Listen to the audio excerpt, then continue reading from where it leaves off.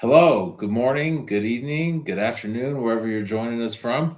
My name's Adam Cheatham. I'm the Confluential CEO.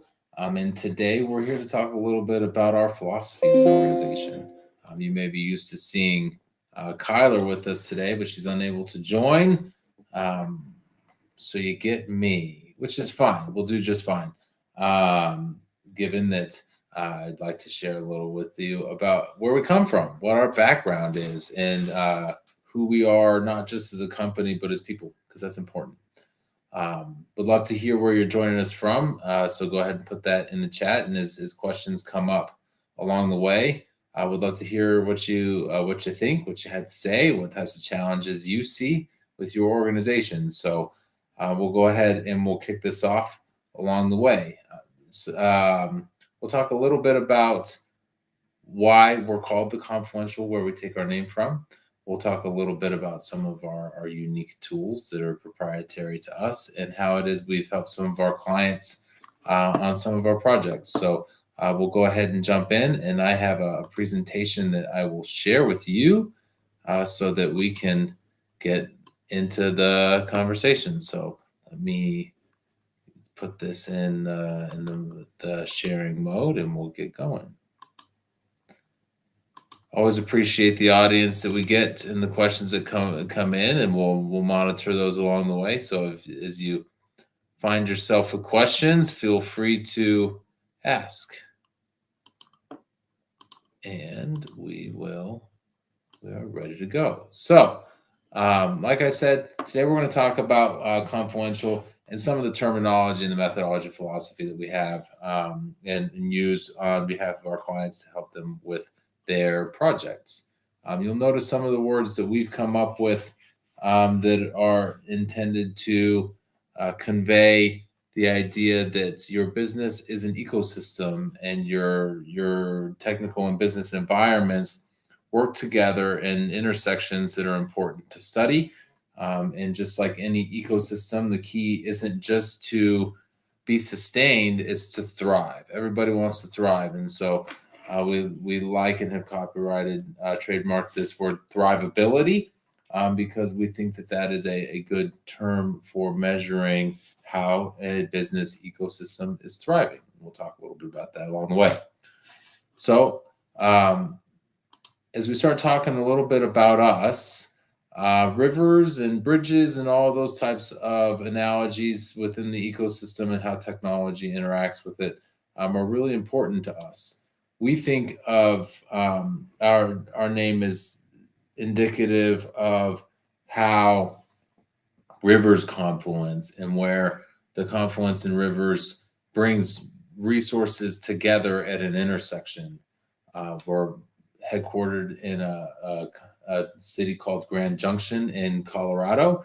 And the Grand Junction is actually named after the confluence of the Gunnison River and the Colorado River, where we take the analogy that a city was founded there based on all of the resources that come together. That same type of confluence is a place in your business where resources come together, and understanding how we check those resources and how we use those resources at those confluences is really where value comes from.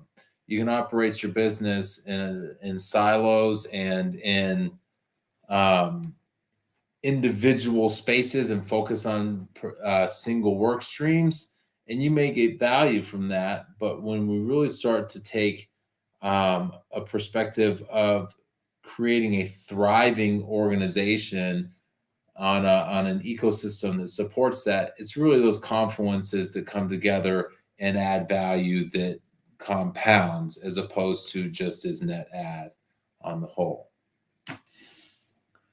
On the flip side, with today's business environments, going with the flow is part of the challenge as well. So when we start thinking about organizations that become ingrained in their habits, just kind of letting the water carve its own path into the rock, if you will, this creates a series of challenges in businesses that become difficult to buck as far as status quo trends are, right? So with teams that cling to lessons that we learned long ago and we fail to adapt to the evolutionary nature of change. This is something that for us is a real focal point in how we study the people side of business, in that we want to enable people to not only change to accommodate the growth of the business, but to learn how to continue changing. And we call that change intelligence on our side instead of change management, right? Change management is something that happens once. In theory, right? Everybody creates a change management program at the beginning and then they implement it throughout. It never adapts. We want teams that can do that. And so that change intelligence is really, really critical to how we think of things. I also like to think of the river analogy in a number of ways, from a perspective of how rivers carve pathways into rocks that become the only way of doing things. It's just that way because it's always been that way. I've talked to many, many clients who have had challenges with, well, that's just the way we do things. That path of least resistance that becomes that downhill trajectory really creates problems. There are also areas that, in from a river system perspective, or eddies that seem safe, but they trap progress. They become rehearsed and ingrained areas where people hide out and hang out that start to reinforce inefficient habits. You're not really getting into the flow and maximizing all of these values that you can get from the intersection of people, process, technology, and strategy if you are sitting in an eddy where all of the dead stuff starts to accumulate. So we want to avoid that in business. And what we're trying to do with the way that we approach projects is drive thrivability through the organization by adapting to these confluences and maximizing that value add and allowing it to compound.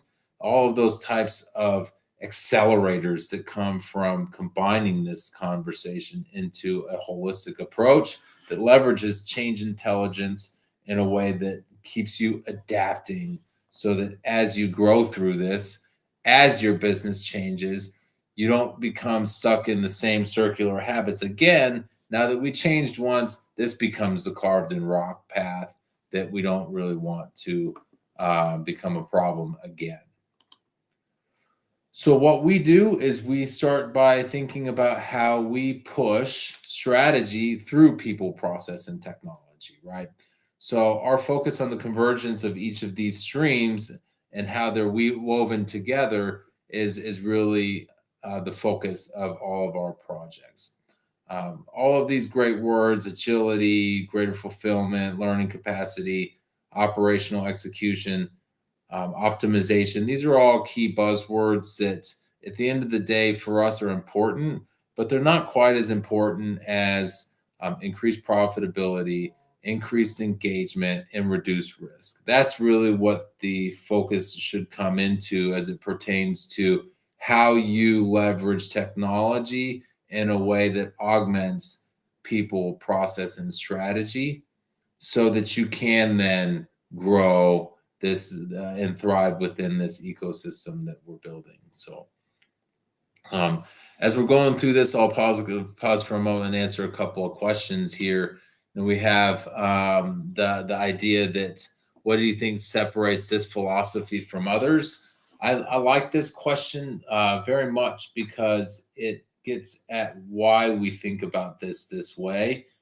For us, we've seen so many organizations focus on one thing.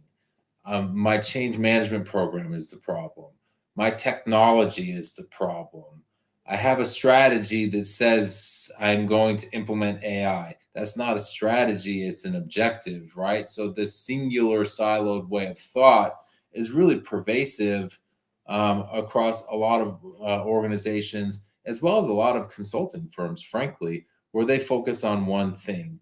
For us, it's about a holistic and strategic approach to considering your business an ecosystem, the same way the world is an ecosystem. You know, there are things that we do in business that can interject one key variable that is designed to impact these areas and in a very purposeful and intentional way. And that for us is a key component of it that separates our philosophy from many others, and that draw to the whole ecosystem and how things that may seem disconnected really aren't so much. One of the analogies that I really love and we talk about a lot is the reintroduction of wolves to the Yellowstone Park ecosystem and all of the incredible impacts that that introduction has had. You put a hand on a scale by eliminating wolves in a way that seems smart, right? They're dangerous, they're predatory animals, and they cause a lot of fear. That fear caused them to be eliminated from that ecosystem, and as they were reintroduced, it's become wildly apparent that they are what's known as a keystone species that allows that ecosystem to thrive. The Yellowstone ecosystem has grown into a much more diverse ecosystem, from everything from the deer and elk populations are more healthy. The grizzly bear population is more healthy and thriving as well. You have populations of coyotes that are now in check as opposed to becoming more nuisance oriented. You have an impact to stream beds in that different foliage is growing now that beavers are allowed to thrive as well. And it creates this compounding effect that shows how all of these things are interconnected. For me, my favorite part of it, being a fly fisherman, is that even the trout population is thriving because the wolves have created a scenario where the elk are and deer are acting differently. They are no longer just eating everything in sight. They're staying in more wooded areas where they're more protected, allowing for a more willow based environment that thrives along stream beds, that reinforces the integrity of the actual embankments of the stream, which creates more structure for the fish to hide. And that gives them more space to grow and get fat and get huge. And I like that. I like big trout. So that's just something that for me is a great way of showing how this ecosystem approach can be so powerful in nature. And we really like how we can apply that to business, because there are things that you can take away and cause catastrophic problems for. And on the flip side, there are ways that you can approach the way that these things weave together, and to emphasize the value on the whole. Another great question: how did your philosophy of bringing people, process, strategy, and technology together take shape? I've always made a career out of the study of technology, and IT in general, and have approached that from a business perspective. IT has the purpose of serving the business and giving it the tools that it needs. And so that relationship between the business and technology is something that's always been at the core of my career. And as you start to decompose that, you realize that people are, of course, involved in this, and a strategy is our guiding light. So when we start to fold all of these things together, you kind of need a direction to go in that's well defined, which is where our strategy comes from. And then that's how you put your business on a particular intentional track. The second part is woven up into how people are really what run a business, right? Your processes don't run your business, your people run your processes. So people run your business, and they will always be a key component of that. As they run your business, they're going to facilitate processes that are designed to create revenue, minimize costs, reduce risk, those types of things.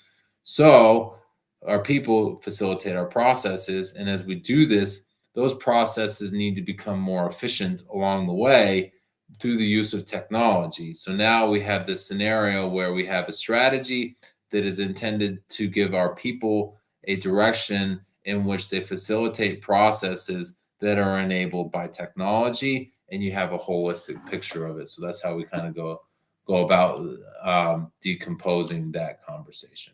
But as we move along on the presentation, I'll continue to bring in questions on the way. I wanted to answer a couple of those and as we start to think about case studies, give you guys some thoughts and some background on projects that we've done that really represent our results oriented focus on bringing together people, process, technology on the pathway of a given strategy.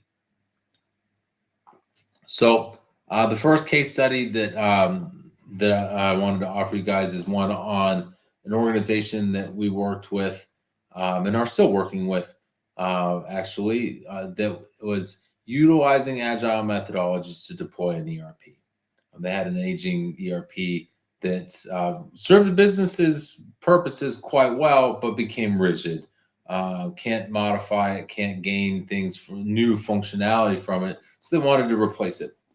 Part of the problem that they created for themselves was that they decided upon a self-implementation path that was really masking a lot of the challenges that they had with their software and their system integrator.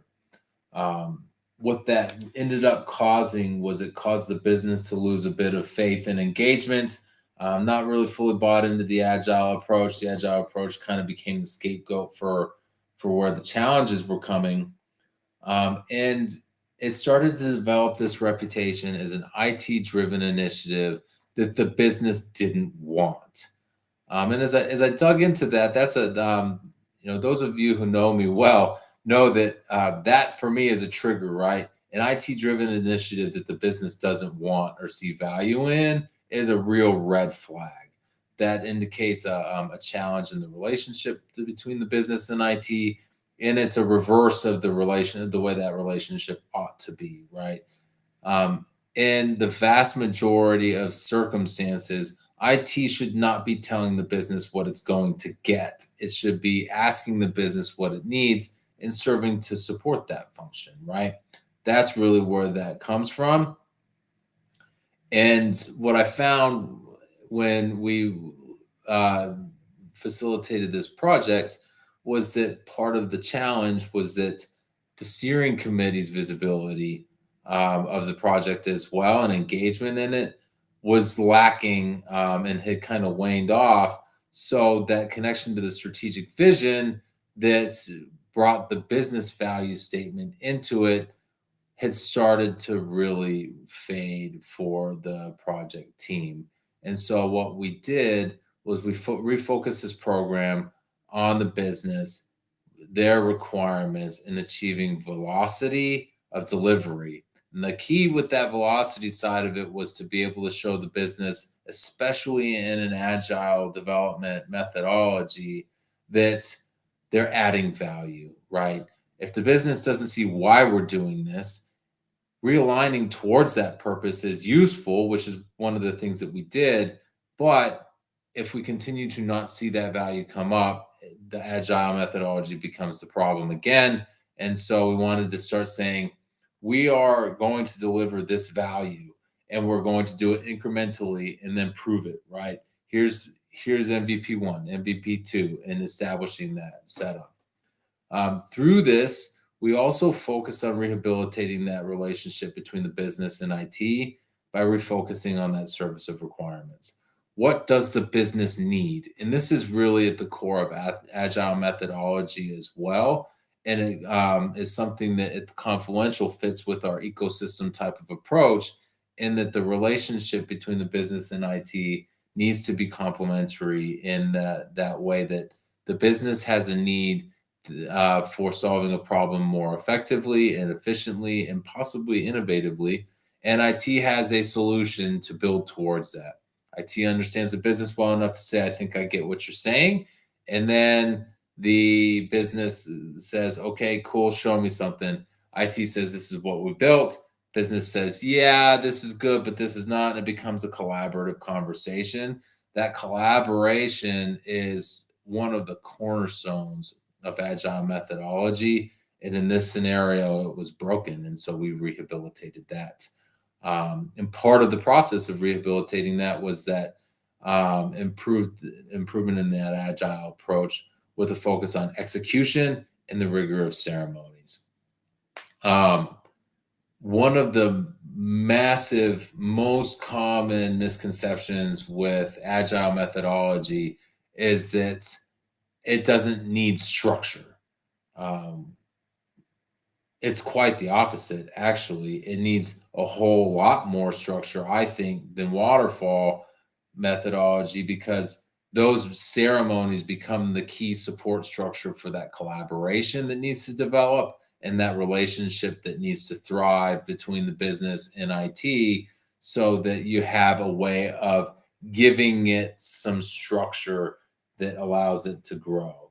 And that was a real key component of how we helped this client with their project. To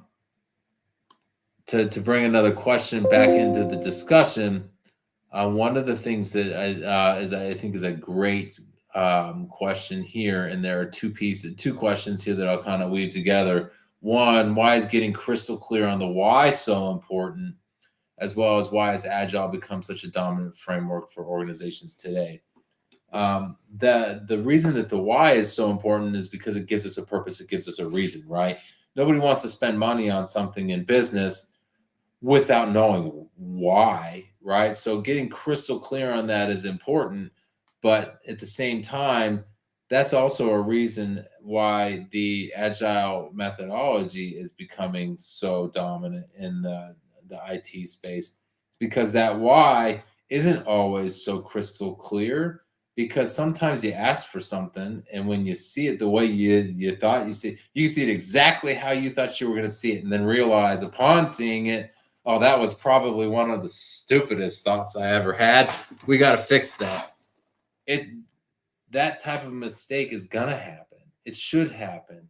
It's part of the innovative process, and it's part of how businesses grow and thrive, by trying something out, figuring out where it works and where it doesn't, and then improving.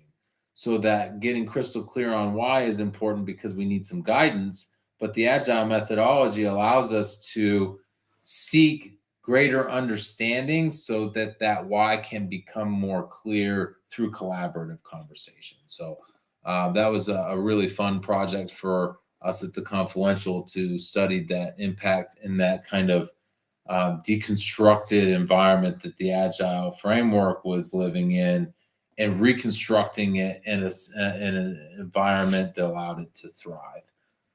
Another piece of this project from a change intelligence perspective was, again, starting to understand where the business and IT were on their different paths for understanding agile. There would be times where the business got it better and the IT was kind of devolving into a, right, but that's just mini waterfalls. That's a bad way of putting things. It's not about what the words are. It's about, are they achieving a positive impact? Mini waterfalls, whatever, call it whatever you want. Does it work? Does it fit within our flavor of agile? And that change intelligence concept allows us to build an agile environment that becomes catered to the actual needs of a particular organization, as opposed to what it is somebody else is doing.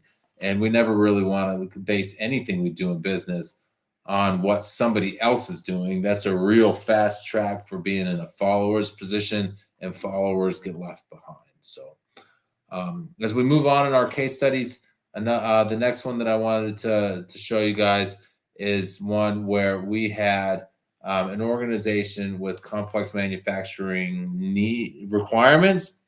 And again, common thread here, aging technology, right? Their challenge was more so that they had a problem where their ERP was at risk of catastrophic failure. And they were concerned that if it did fail catastrophically, they may never be able to bring it back up. And in doing it, if that were to happen, they would lose all visibility of their shop floor. They wouldn't know which work order was for who, what was supposed to happen to it next. They had no visibility into their bombs and routings, anything like that. It would all be lost. They were wildly concerned about this. And for me, it was less about whether or not that was true and whether or not they were acting like they believed it. And they really didn't demonstrate that they were, because their while their operations was more the real catalyst for why we need to do this, there were a couple of problems that they had along the way, which caused them to take a different type of approach than we ended up reorienting towards. So one of them was, we've heard this story. We've been hearing that the system's going to fail and we'll never be able to support it again for years. We've been hearing this for years. I think that was a bit of a misinterpretation on the business side of things, in that, yeah, at some point several years ago, somebody did say, our ERP vendor is no longer going to support this environment. And so we are going to lose support from our vendor and we need to migrate. And that isn't what happened. They did lose support from their vendor, but what ended up happening is just like what's happening with SAP, on the, we are no longer going to support ECC6, and the same thing that happened with Microsoft Great Plains and all of that stuff. All of the systems that are no longer maintained by the vendor that created them. AS400 is probably the best example, maybe second to the SAP, mostly because the SAP inflicted this problem upon the marketplace. But what happens in this scenario is a third-party market crops up for supporting these legacy systems, and they got onto one of those, and now they're supporting this system through a third party. And so for them, that was a cry wolf type of moment, where we've heard this story before and we didn't have to change our ERP. We just ended up finding another company to support, and we'll do that again and again and again and again. So that kind of led them to take this scenario less seriously. The other thing that we saw in this that was not indicative of acting the way that they said they should, was that they wanted to start with sales and then move to finance and then tackle the operations environment.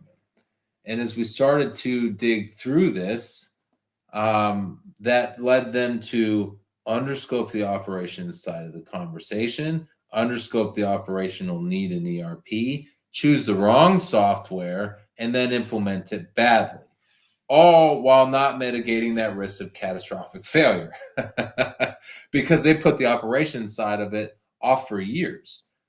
So for one of the key moments in that project was, we asked them, if the system goes down today, what will sales do?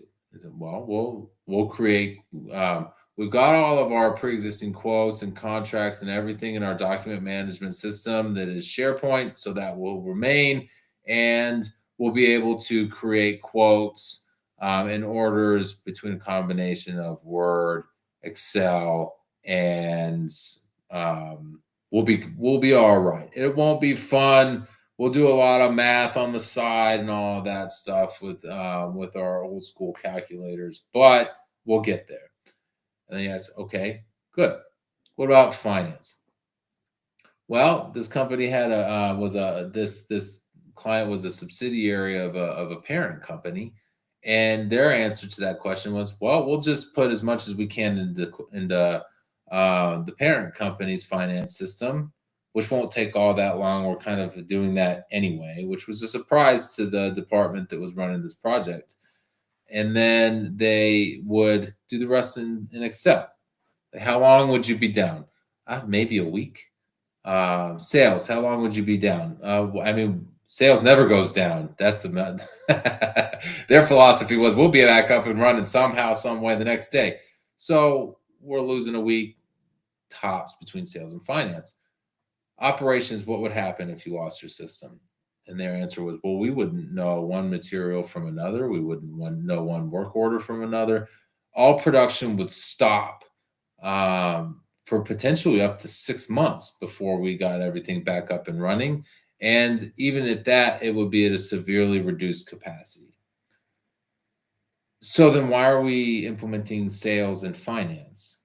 Why are we focusing on their requirements? Why are we focusing on putting those fires out when we have an actual risk to production that we're ignoring?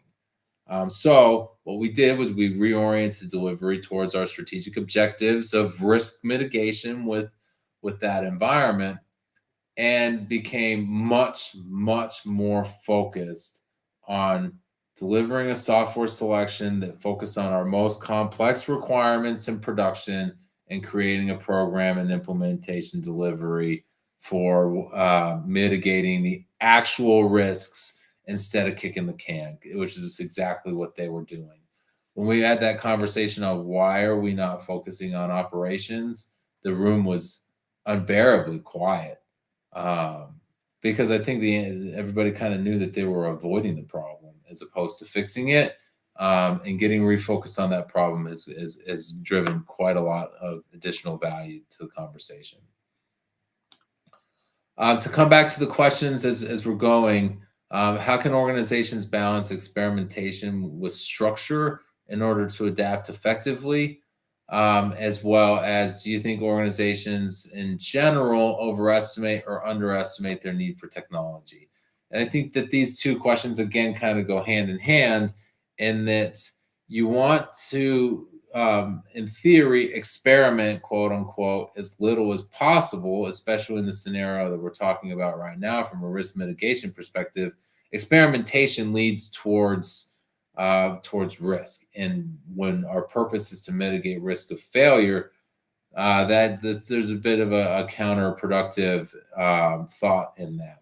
But as we start talking about overestimating and underestimating our need for technology, I think there's a complacency in this, where you start to say, well, the technology will always be there. And in this scenario, the client was at risk of the technology not always being there, and they were not acting like that. They were saying it out loud, but not acting like that. So I basically, facilitated conversation with them, and as we worked with this client, we talked to them about which is it.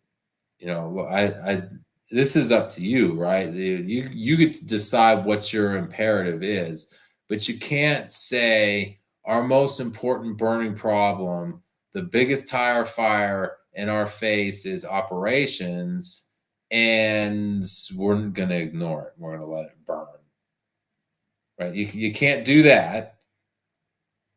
It's either a problem and you act like it, or it's not and you let it go. Those lead to two totally different paths. One is well, we don't need to change our system at all. The business actually doesn't have much of a problem with the system, except for the fact that they're worried that it might collapse. If we simply say, you know what, we're not as worried about that as we say we are, then we're done here. But if you are, let's act like it, and let's prioritize it, and let's make it the centerpiece of the conversation. As we move on in our case studies, the next was this was one of my favorite projects. I really enjoyed doing this project, and the client in this case was an organization that was seeking AI enablement, which so many organizations are, right?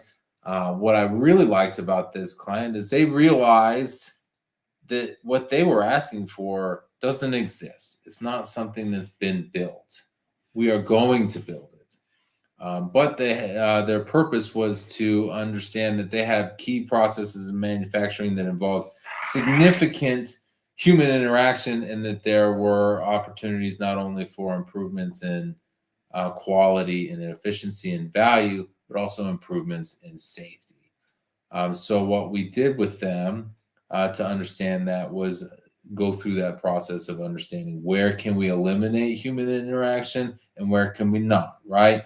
At some point, you don't want to hand the keys of your organization over to AI and just say it's going to handle that problem. We've all read case studies about how big of a disaster that is.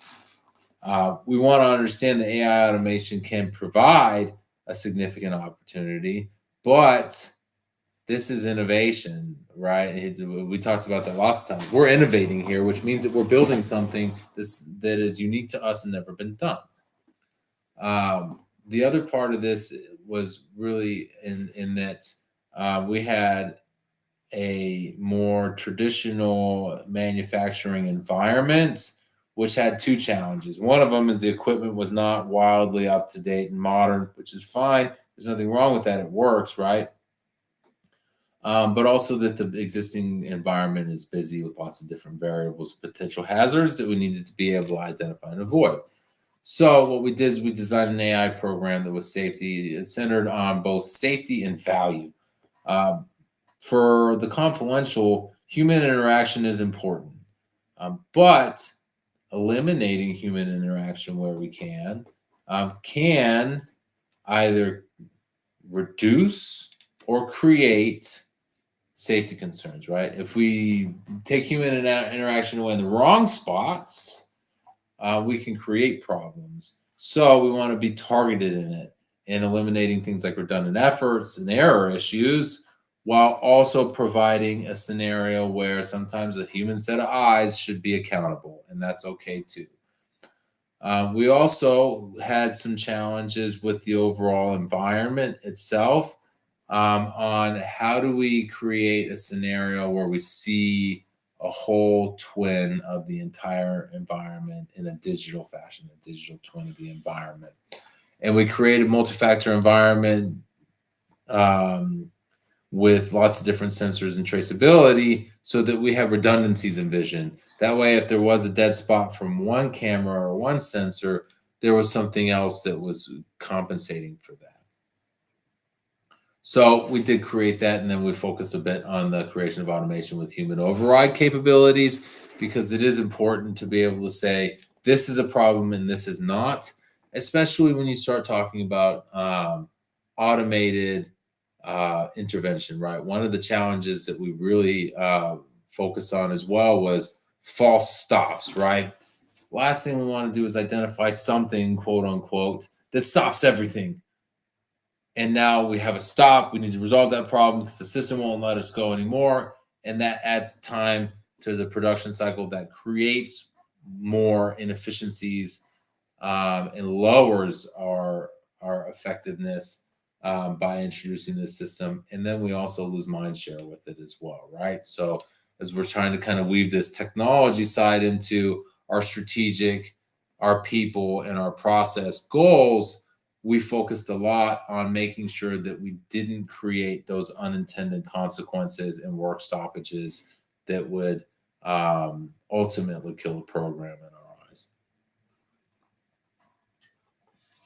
As we return to the questions on this, what does safety and value look like in a project like this?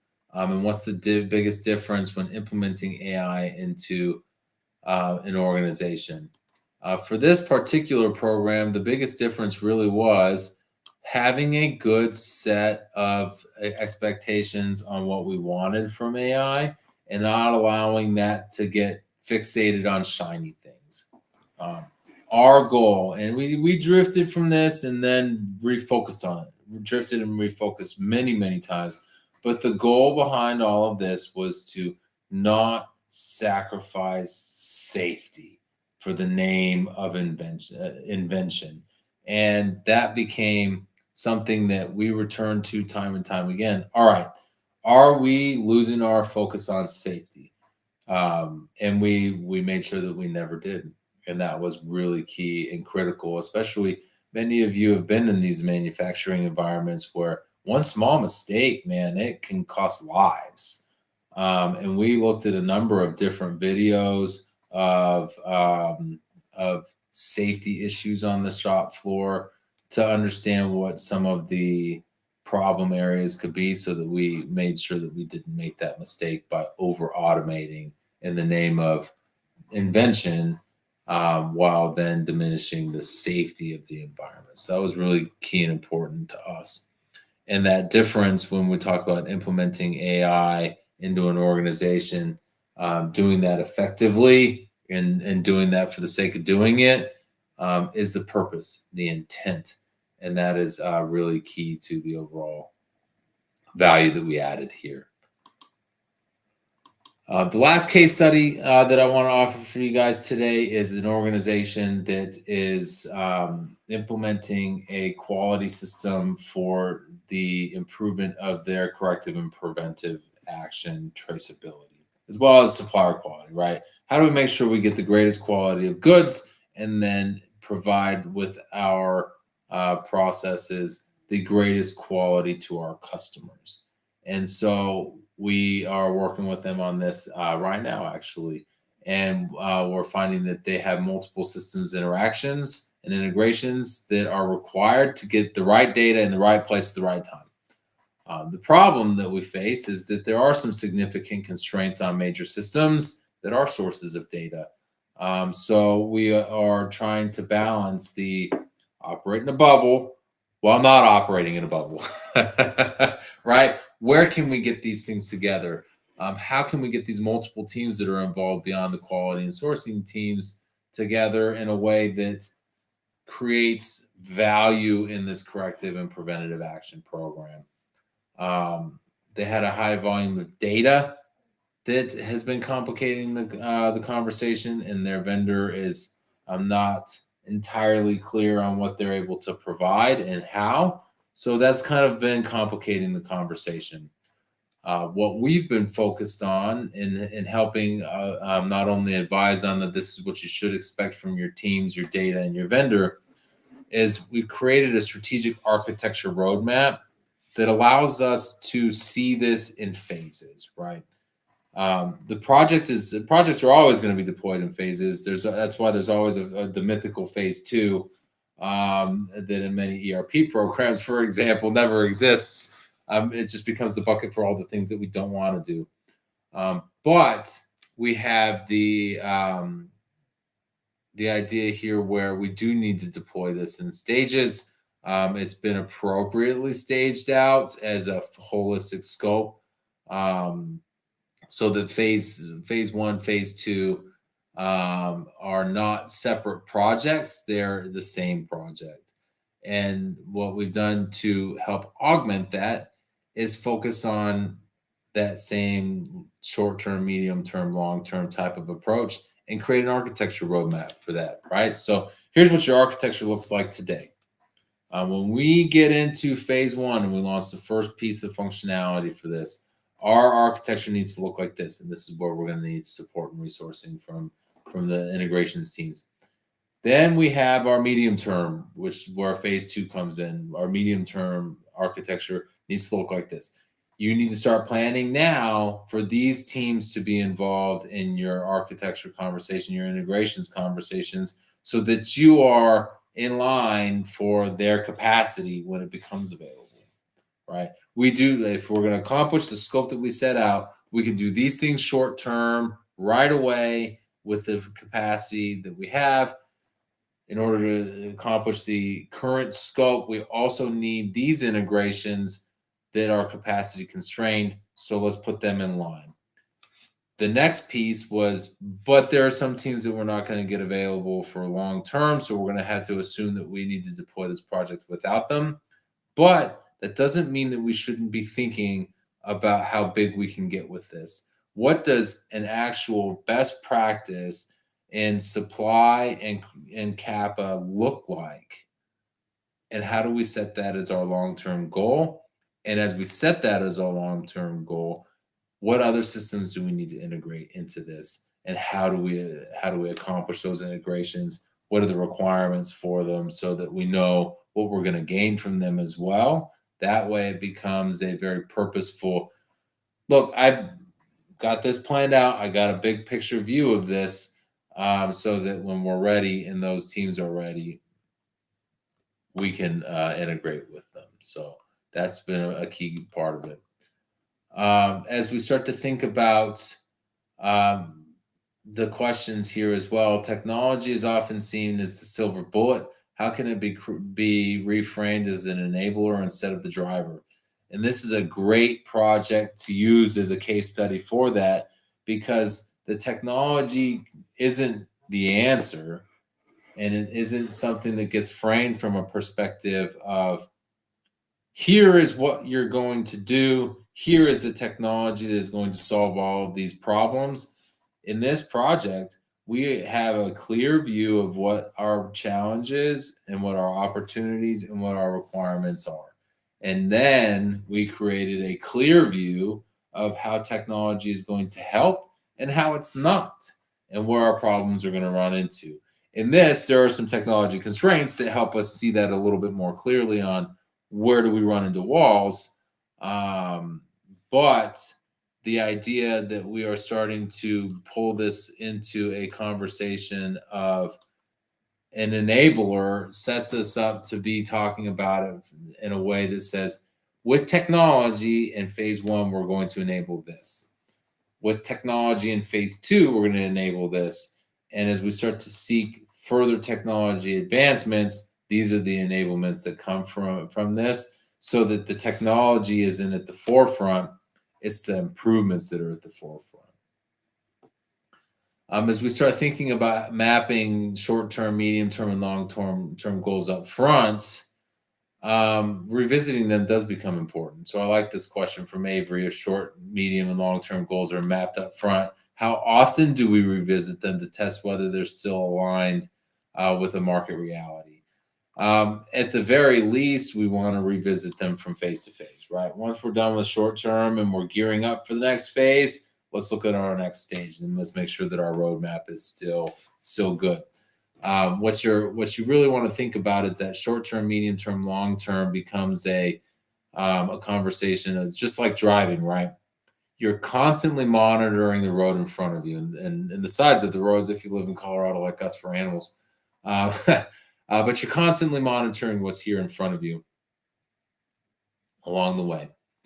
And you also have an eye on the road farther out, right? Where's the highway turn? Where's my next exit? What street lights am I coming up on so I can effectively plan? That light's turning yellow, amber, whatever you want to call it, wherever you're from. And so I need to slow down and be prepared to stop for that. Or as many of us do from time to time, I'm going to beat that light. I'm going to hit the gas because I'm now in that barrier between short term and medium term thinking. But as we think about this, as the short term becomes behind us, the next things in front of us change, right? So we want to always be monitoring that and seeing where we're at. Medium term is next. And then, of course, where are we going? What's our destination? That long term piece of it is something that we review less frequently, but our destination has changed when we get there. Our next destination is on the roadmap following reaching the one that we were targeting. So it's something that the shorter term, the thought process, the more frequently it needs to be aligned with reality. The longer term it is, the less frequently, but it always needs to have that strategic goal and vision. So that's how we approach that. A couple of other quick things that I think are worth sharing along the way. The first is our plan on a page, if you will. And what I like about this, I won't spend too much time on it, but what I do like about this is how it shows the work streams, strategy, people, process, and technology, how they're broken out in an overall holistic plan throughout multiple phases of a program that are designed to diagnose and solve the needs of an organization. And I like these words: purpose and intent. Let's do it on purpose and let's do it with intent, right? If these things happen by accident, it's just because we got lucky, and luck is not sustainable. Hope is not a strategy, right? So when we think about thrivability, creating an ecosystem within your business that thrives, it needs to be on purpose and it needs to be with intent. Then that way, as we assess our strategic needs and goals, we can start to plan for them and create a way to execute. And then optimization becomes the recycling of this process. Right now, we got these results. How do we get back and check to see if they aligned with our original strategy? And how do we get better? Do we have a new strategy? Do we have new expectations and all the like? From a people perspective, who's involved and what's their temperature? This is the assessment right up front, right? How do we understand the impact and the magnitude of change on our team? And as we do that, we start to understand where our weaknesses and strengths are, and we start to plan for creating a change intelligence model that allows us to become adaptive, so that as we execute our plan and we engage our key influencers, we are doing this in a way that utilizes our strengths and minimizes our weaknesses. And then as we seek to re-optimize this process, our people are enabled to learn from it. That's where change intelligence really comes into play for me, is in that optimization side of things. We are adapting to the change that we created. And now that we have a new set of circumstances, we are going to leverage them, and we are going to learn from those and double down on where it is we did well and seek to remediate where we didn't do as well as we wanted to. Our processes are oriented towards, in this, understanding an assessment of what do we need, what are our pain points, and how flexible are our processes and being able to change here, right?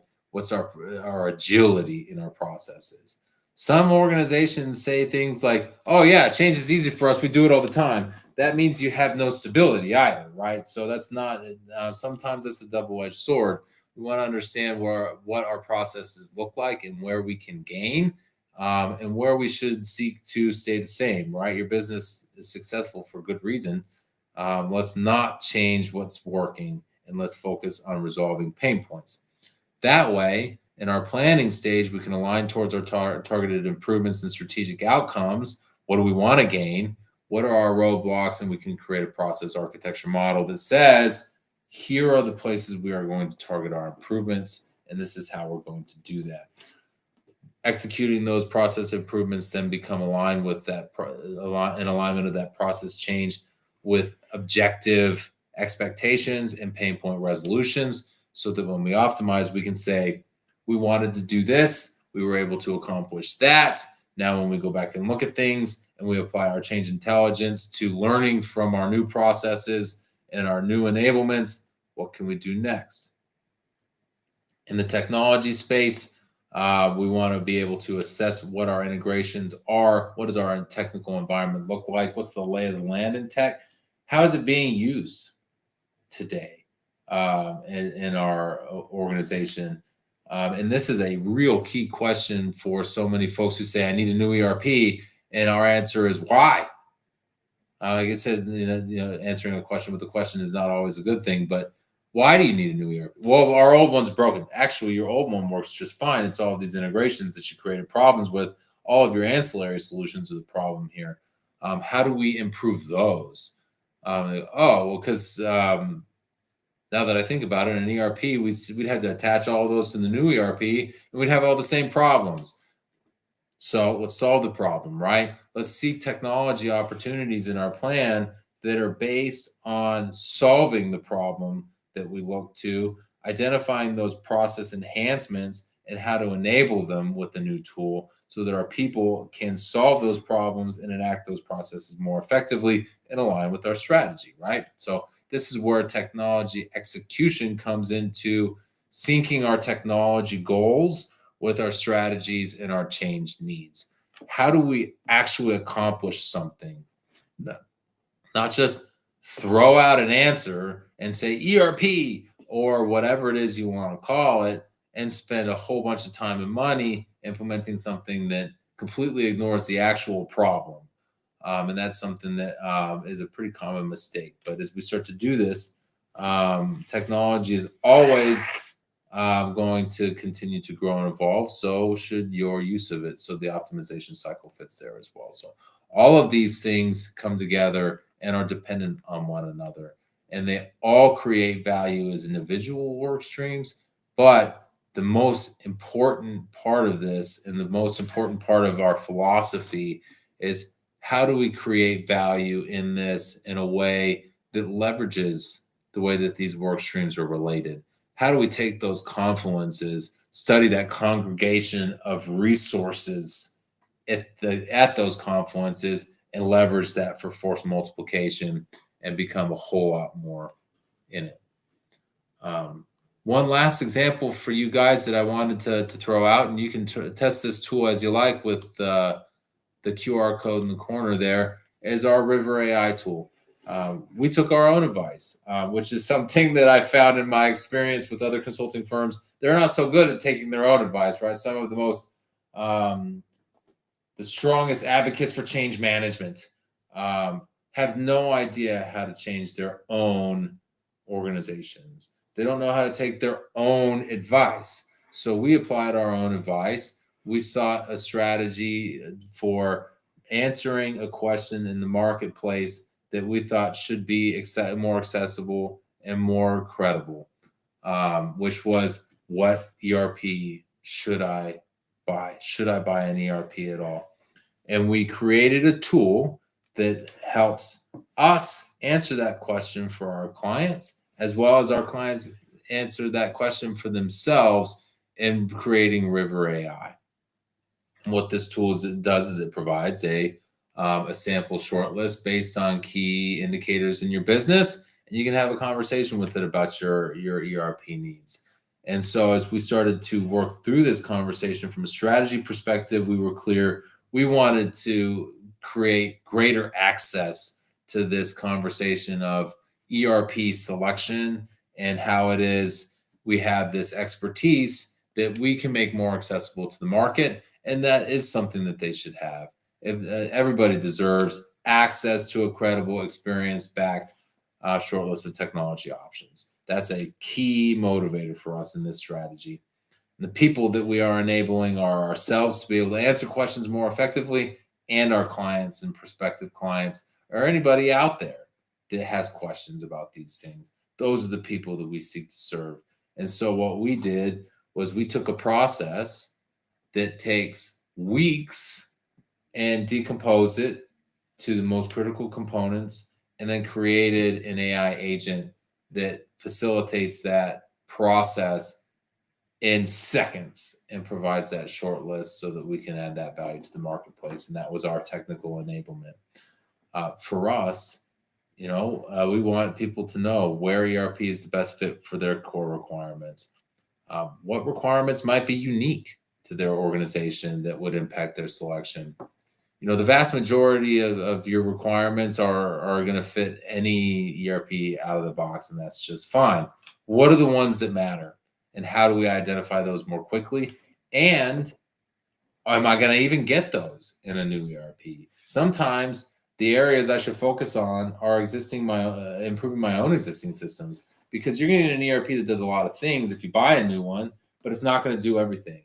Or you may have an environment that solves the more specific things and puts you in a position where seeking new software causes the problem of losing key functionality that makes you who you are. So for us, River AI simplifies this unique scenario by giving you an intelligent approach to saying, this is what ERP can do, and just as importantly, this is what ERP can't do. And we invite you guys to try that for yourselves, and would love to see what it is you think about it. So as we wrap up here, I would just want to thank everybody for your time and questions. Really appreciate that you joined us for this, and really excited to bring our philosophy as an organization to the marketplace, because we think it's important. Your business is an ecosystem.